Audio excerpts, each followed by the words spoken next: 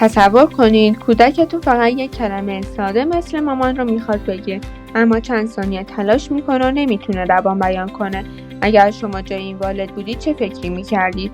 آیا این فقط بخشی از روند طبیعی رشد گفتاره یا نشونه ای از لکنته؟ و حالا تصور کنید فردی بزرگسال، سالهاست قبل از صحبت توی جمع، جواب دادن تو جلسه کاری یا حتی یک تماس تلفنی ساده نگران اینه مبادا گیر کنه. لکنت فقط یک مشکل مربوط به کودکان نیست. افراد در سنین مختلف ممکنه با اون روبرو باشن. من نازنین احمدی، گفتار درمانگر هستم. توی این ویدیو قراره درباره لکنت زبان از اولین نشانه‌ها در کودکی تا تجربه نوجوانان و بزرگسالان صحبت کنیم.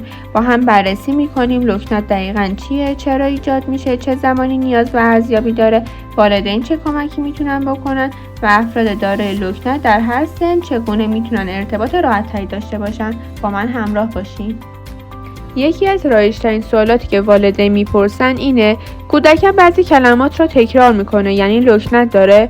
پاسخ این سوال همیشه بله نیست. توی سالهای اولیه رشد زبان، مخصوصاً بین 2 تا 5 سالگی، کودک با سرعت زیادی در حال یادگیری کلمات، ساختن جمله‌ها و بیان افکارشه. توی این دوره ممکنه گاهی مکث کنه، جمله‌اش رو از اول شروع کنه یا بخشی از عبارت رو تکرار کنه. مثلا ممکنه بگه من میخوام برم پارک. اگر این اتفاق بدون فشار، تنش یا ناراحتی باشه، میتونه بخش از روند طبیعی رشد گفتار باشه. اما اگر کودک هنگام صحبت کردن گیر کنه، صداها رو بکشه و برای گفتن کلمات تلاش زیادی داشته باشه، موضوع متفاوته و نیاز به بررسی دقیق تر داره. پس قبل از اینکه نگران بشیم، باید تفاوت ناروانی طبیعی و لکنت رو بشناسیم. لکنت یک اختلال در روانی گفتاره، یعنی فرد دقیقا میدونه چه چیزی میخواد بگه، اما هنگام بیان کلمات جریان طبیعی گفتارش دچار وقفه میشه. این وقفه میتونه شکل‌های مختلفی داشته باشه. گاهی فرد یک صدا یا هجا رو تکرار میکنه. مثلا کودک میخواد بگه بابا اما میگه بابا.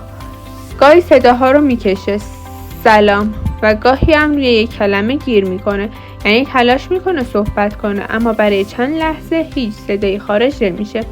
یک نکته بسیار مهم اینه که لکنت هیچ ارتباطی با هوش، توانایی یادگیری یا میزان درک فرد نداره. چه کودک باشه، چه نوجوان یا بزرگسال، فرد دارای لکنت دقیقاً میدونه چی میخواد بگه. مسئله فقط در روان بیان کردن گفتارشه. همچنین شدت لکنت همیشه ثابت نیست. ممکنه یک فرد در یک موقعیت روانتر صحبت کنه، اما در شرایط دیگه که فشار ارتباطی بیشتری وجود داره، لکنتش بیشتر دیده بشه. به همین دلیل برای شناخت لکنت باید فقط به تعداد تکرارها توجه نکنیم، بلکه تجربه کلی فرد هنگام صحبت کردن رو هم در نظر بگیریم. بعضی از این افراد هنگام صحبت کردن ممکنه عضلات صورت یا گردنشون رو منقبض کنن، پلک بزنن یا حرکات اضافی داشته باشن. این واکنش‌ها معمولا زمانی دیده میشه که فرد تلاش زیادی برای عبور از یک گیر گفتاری داره. اما یک بخش مهم دیگری هم وجود داره که شاید کمتر دیده بشه: تجربه احساسی فرد. مثلا یک کودک ممکنه از جواب دادن در کلاس خودداری کنه، یک نوجوان ممکنه از ارائه دادن جلوی دیگران بترسه، یا یک بزرگسال ممکنه تماس تلفنی یا صحبت در جلسه کاری رو سخت بدونه. پس لکنت فقط یک اتفاق در سطح گفتاری نیست، گاهی میتونه روی احساس فرد نسبت به ارتباط برقرار کردن هم تاثیر بذاره. یکی دیگه از سوالات مهم والدین اینه که لکنت معمولاً از چه سنی شروع میشه. توی بیشتر موارد اولین نشانه‌های لکنت توی سالهای پیش دبستانی، یعنی حدود 2 تا 5 سالگی دیده میشه. این دوره دقیقاً زمانیه که کودک با سرعت زیادی در حال رشد زبانیه. هر روز کلمات جدیدی یاد میگیره، جمله‌های طولانی‌تری میسازه و تلاش میکنه افکار و احساساتش رو دقیق‌تر بیان کنه. گاهی والدین میگن کودکم تا چند روز پیش خیلی خوب حرف میزد، اما ناگهان شروع کرد به گیر کردن. گاهی هم لکنت به مرور و کم کم بیشتر خودش رو نشون میده. هر دو حالت ممکن اتفاق بیفته، اما نکته مهم اینه که شروع لکنت فقط محدود به کودکی نیست. بعضی نوجوانان و بزرگسالان هم ممکن لکنت داشته باشن، معمولا به این دلیل که لکنت اونها از دوران کودکی ادامه پیدا کرده. بنابراین لکنت میتونه در مراحل مختلف زندگی تجربه بشه، اما شکل و تاثیر رو ممکنه با افزایش سن تغییر کنه. یکی از بزرگترین سوال‌ها اینه که یک فرد چرا دچار لکنت میشه. واقعیت اینه که هنوز یک علت واحد برای اون پیدا نشده. پژوهش‌ها نشون میدن که عوامل مختلفی میتونن توی ایجاد و ادامه داشتن لکنت نقش داشته باشن. یکی از این عوامل ژنتیکه، یعنی توی بعضی خانواده‌ها احتمال وجود لکنت بیشتره. همچنین مطالعات نشون دادن که در برخی افراد دارای لکنت تفاوت‌هایی در نحوه هماهنگی و پردازش شبکه‌های مغزی مرتبط با گفتار وجود داره. ویژگی‌های رشدی کودک، سرعت رشد زبان و بعضی عوامل محیطی هم ممکنه توی شدت یا تجربه لکنت نقش داشته باشن. یک نکته بسیار مهم، لکنت نتیجه اشتباه والدین، تربیت نادرست یا کمکاری کودک نیست. خیلی از خانواده‌ها بعد از شروع لکنت از خودشون میپرسن ما چه کاری اشتباه انجام دادیم؟ اما واقعیت اینه که لکنت یک پدیده چند عاملیه و نباید کسی رو مقصر دونست. یکی دیگه از سوالات رایج والدین اینه که اگر توی خانواده سابقه لکنت وجود داشته باشه، فرزند هم حتما لکنت خواهد داشت؟ پاسخ این سوال خیر هستش. سابقه خانوادگی میتونه احتمال بروز لکنت رو افزایش بده، اما به این معنی نیست که حتما کودک دچار لکنت میشه. در مقابل بعضی از افراد هم بدون سابقه خانوادگی شناخته شده لکنت رو تجربه میکنن. بنابراین سابقه خانوادگی فقط یکی از عواملیه که تو ارزیابی به اون توجه میشه و به تنهایی نمیتونه آینده گفتار کودک رو پیش بینی کنه. یکی از رایج‌ترین باورهایی که درباره لکنت وجود داره اینه که بعضی خانواده‌ها میگن کودکم از وقتی یک اتفاق ترسناک براش افتاد لکنت گرفت. یک فرد بزرگسال میگه من فقط وقتی استرس دارم لکنت میکنم. اینجا باید یک موضوع مهم رو بدونیم. استرس، هیجان یا خستگی معمولاً علت اصلی ایجاد لکنت نیستن، اما اگر فرد زمینه لکنت رو داشته باشه، این شرایط میتونه باعث بشه لکنت بیشتر دیده بشه. برای مثال تصور کنید یک کودک توی خونه کنار پدر مادرش خیلی راحت صحبت میکنه، اما وقتی معلم ناگهان از اون میخواد جلوی کلاس جواب بده، ممکنه لکنتش بیشتر بشه. یا یک بزرگسال هنگام صحبت با دوستاش مشکلی نداشته باشه، اما توی مصاحبه شغلی یا هنگام ارائه توی جلسه روانی گفتارش کمتر میشه. این به این معنا نیستش که لکنت فقط تو اون موقعیت وجود داره، بلکه فشار ارتباطی باعث شده بیشتر خودش رو نشون بده. به همین دلیل طبیعیه که شدت لکنت تو موقعیت‌های مختلف یکسان نباشه. یکی دیگه از رایج‌ترین سوالات والدین اینه که از کجا بفهمیم لکنت فرزندمون موقتیه یا ممکنه ادامه پیدا کنه؟ پاسخ قطعی برای این سوال وجود نداره، اما پژوهش‌ها چند عامل رو معرفی کردن که میتونه احتمال ادامه دار شدن لکنت رو بیشتر کنه. مثلا اگر توی خانواده سابقه لکنت وجود داشته باشه، اگر لکنت برای مدت طولانی ادامه پیدا کنه، یا اگر کودک علاوه بر لکنت مشکلات دیگه‌ای تو گفتار یا زبان هم داشته باشه. بهتره موضوع با دقت بیشتری پیگیری بشه، اما دقت کنید داشتن این عوامل به این معنا نیست که حتما لکنت باقی میمونه.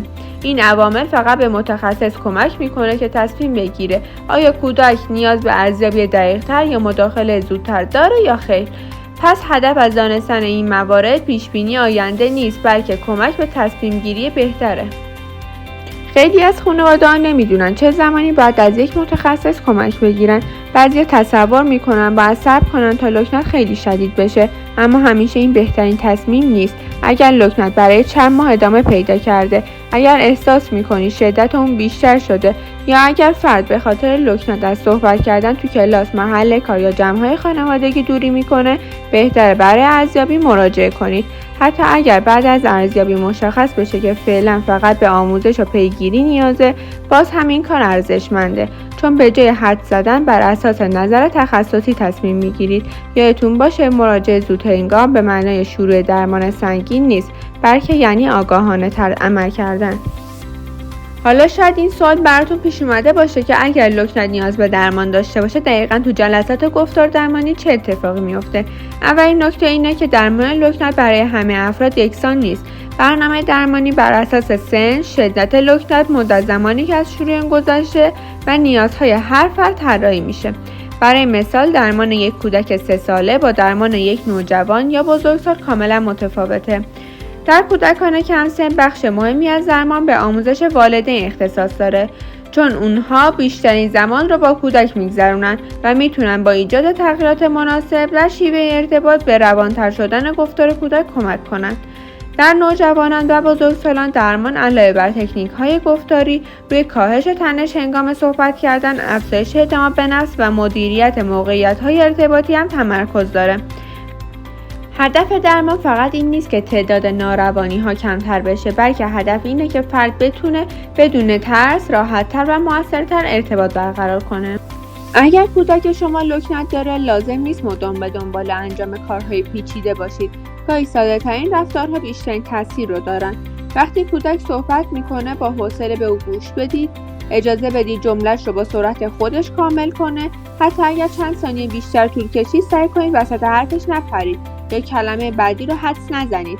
همچنین خوبه خودتون هم با سرعت آروم و طبیعی صحبت کنید. این کار به معنای غیر طبیعی حرف زدن نیست، فقط ریتم گفتگو رو آروم‌تر کنید.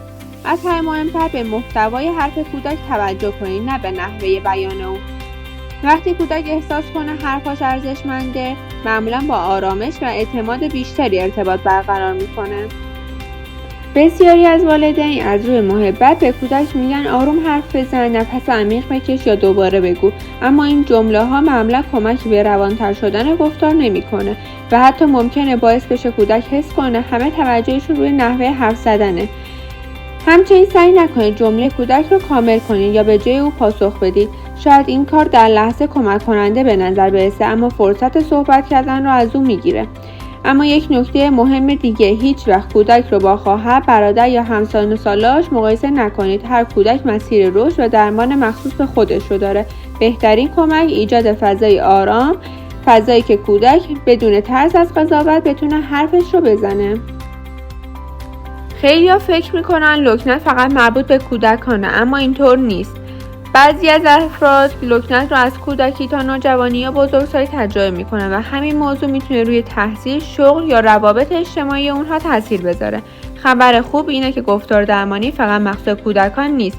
نوجوانان و بزرگسالان هم میتونن با دریافت درمان مناسب مهارت‌های ارتباطی خودشون رو تقویت کنن، راحت‌تر صحبت کنن و با اعتماد به نفس بیشتری تو موقعیت‌های مختلف حضور داشته باشن. مهم اینه که بدونیم برای شروع درمان هیچ وقت دیر نیست. قبل از پایان ویدیو بیاید چند باور اشتباه رو مرور کنیم. اول اینکه لکنت هیچ ارتباطی با هوش نداره. فرد دارای لکنت دقیقاً میدونه چه چیزی میخواد بگه، فقط تو روان بیان کردن گفتارش مشکل داره. دوم، والدین باعث ایجاد لکنت نمیشن. همونطور که گفتیم لکنت یک اختلال چند عاملیه و نباید کسی رو مقصر دونست. سوم، استرس علت اصلی لکنت نیست، هرچند میتونه باعث بشه لکنت تو بعضی موقعیت‌ها بیشتر دیده بشه. و در نهایت داشتن لکنت به معنی ناتوانی در موفقیت نیست. افراد زیادی در سراسر دنیا با وجود لکنت پزشک، معلم، مدیر، بازیگر، پژوهشگر یا سخنران موفق شدند. لکنت فقط یکی از ویژگی‌های گفتار یک فرده، نه تعریف کننده توانایی‌های او یا آینده او. اگر بخوام تمام مطالب این ویدیو رو تو چند جمله خلاصه کنم، اینها مهمترین نکاتی هستن که دوست دارم به خاطر بسپارید.